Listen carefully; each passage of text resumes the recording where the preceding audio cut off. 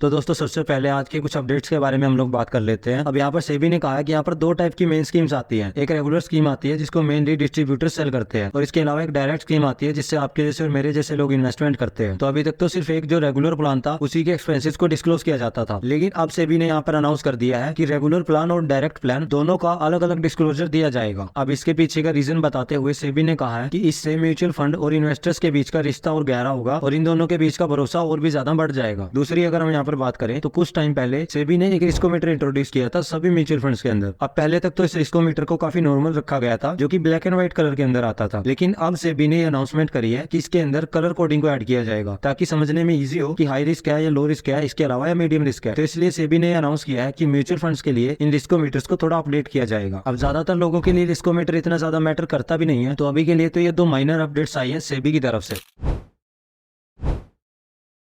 अब काफी लोगों को ये कंफ्यूजन होता है कि एचडीएफसी स्मॉल कैप और इसके अलावा महिंद्रा स्मॉल कैप में से किसको चूज किया जाए, तो ये कंफ्यूजन भी मैं आप लोगों की आज क्लियर करने वाला हूं। तो देखिए, वैसे तो इन दोनों फंड्स का कोई कंपैरिजन नहीं बनता, क्योंकि एक फंड है जो बहुत साल पुराना है और एक फंड है जो काफी नया है। लेकिन फिर भी अगर हम लोग बात करें तो महिंद्रा के स्मॉल कैप ने एचडीएफसी के स्मॉल कैप फंड से ज्यादा अच्छे रिटर्न दिए हैं। लेकिन अब देखा जाए तो ये चीजें काफी नॉर्मल हो गई है, क्योंकि जो नए स्मॉल कैप म्यूचुअल फंड आते हैं कुछ सालों के लिए तो सभी अच्छे रिटर्न दे देते हैं, लेकिन बाद में ज्यादातर के रिटर्न नॉर्मलाइज ही हो जाते हैं। तो अभी के लिए तो अगर थोड़ा पुराना हो तब देखा जाए, क्योंकि अगर मार्केट के अंदर 3-4 साल टिकने के बाद अगर कोई फंड अच्छे रिटर्न देता है तब तो वो फंड एक अच्छी चॉइस हो सकता है, लेकिन एक साल के रिटर्न के बेसिस पर मैं तो कोई भी डिसीजन बिल्कुल भी नहीं लेता। तो इसलिए मेरी चॉइस तो क्लियर है कि मैं तो एचडीएफसी को ही चुनूंगा, क्योंकि महिंद्रा काफी नया फंड है, तो इसलिए कितना मार्केट के अंदर टिकता है इस पर मैं कोई पक्का अंदाजा नहीं लगा सकता। लेकिन एचडीएफसी काफी पुराना प्लेयर है, तो यहाँ पर अगर ये एवरेज रिटर्न भी देता है तो मुझे पता है कहीं ना कहीं आगे चलकर अच्छे रिटर्न भी देगा। अब मेरे एक फ्रेंड को थोड़ा सा डाउट था, तो उसने मुझसे कुछ दिन पहले एक क्वेश्चन पूछा। उसका सवाल ये था कि एसबीआई के स्मॉल कैप फंड के अंदर 25,000 से ज्यादा एक महीने के अंदर इन्वेस्ट कैसे कर सकते हैं। तो इसका भी मैं आप लोगों को आज जवाब दे देता हूँ, क्योंकि ये ज्यादातर लोगों का डाउट होता ही है कि अगर मुझे 25,000 से ज्यादा इन्वेस्ट करने हैं एसबीआई के स्मॉल कैप में, वो भी सिर्फ एक महीने के अंदर, तो वो मैं कैसे कर सकता हूँ। अब यहाँ पर अगर मैं निप्पन जैसे फंड्स के बारे में बात करूँ तो वहाँ पर तो आप लोग डेली इन्वेस्टमेंट के बेसिस पर ज्यादा इन्वेस्टमेंट कर सकते हो, लेकिन अगर एसबीआई की बात आती है तो यहाँ पर आप लोग 25,000 रुपए पर मंथ से ज्यादा इन्वेस्ट नहीं कर पाओगे। अब इसके पीछे का बड़ा रीजन ये है कि निप्पन में जो पर ट्रांजेक्शन की लिमिट होती है वो लगभग 15,000 की होती है, और अगर पर मंथ की लिमिट की बात करें तो 10 से 11 लाख की पर मंथ की लिमिट होती है। लेकिन एसबीआई के अंदर पर ट्रांजेक्शन के बेसिस पर कोई भी लिमिट नहीं होती, यहाँ पर सिर्फ पर मंथ के बेसिस पर लिमिट होती है जो कि 25,000 की लिमिट है। तो आप लोग चाहे कैसे भी कर लो, चाहे आप 5-5 हजार करके 5 बार में कर लो, या फिर आप एक बार में 25,000 की इन्वेस्टमेंट कर दो, एक मंथ के अंदर आप 25,000 से ज्यादा इन्वेस्ट नहीं कर पाओगे एसबीआई के स्मॉल कैप के अंदर।